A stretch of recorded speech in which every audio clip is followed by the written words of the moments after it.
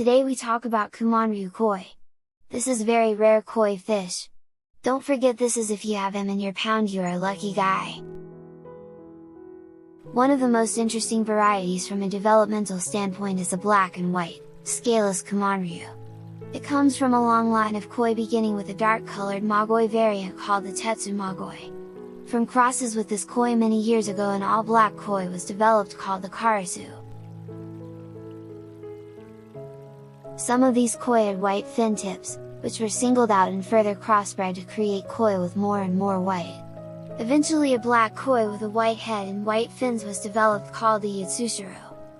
The first Kumonryu, which is merely a Doitsu, scaleless, version of a Yatsushiro, was created when a Shusui, Doitsu koi with red lateral markings and a bluish body color, was crossed with a Yatsushiro. One way to tell a Kumonryu from a Doitsu Shiro Yutsuri, also a black and white scaleless koi, is to look closely at the white skin. A Kumonryu will have a bluish tint, inherited from its Shusui parent. The other difference between the two is the genetic tendency of the sumi, black, to appear as a wrapping pattern on Yutsuri, while it appears more as a lateral type pattern, running lengthwise, on Kumonryu. From the first Kumonryu many breeders have developed variations in the patterning, including some truly spectacular specimens reminiscent of a killer whale type of pattern. The problem is, these koi have a nasty habit of changing colors from season to season, black becomes white and white becomes black, and also changing their patterns from year to year, so that you may not even recognize your own koi if you don't watch it closely. For this reason, it is difficult to select a baby Kumonryu. They tend to develop more black as they mature, so some hobbyists recommend purchasing predominantly white babies.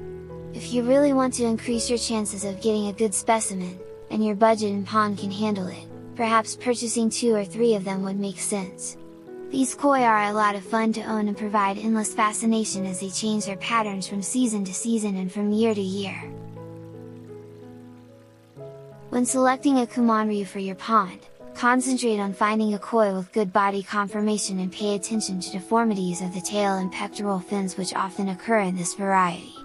It should be noted here that judges will often overlook minor irregularities of the pectoral fins in Kumonryu. In view of the fluid nature of the pattern, it is more important to pay more attention to the depth and quality of the sumi.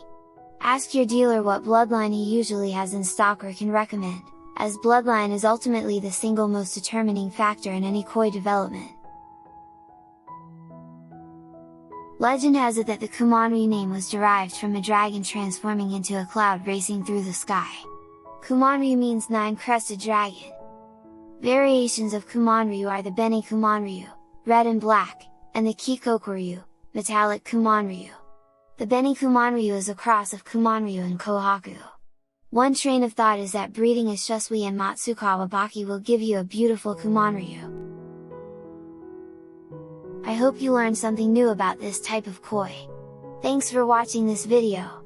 You can like and subscribe this channel if you don't want miss good videos about kois. Have a nice day! Bye bye!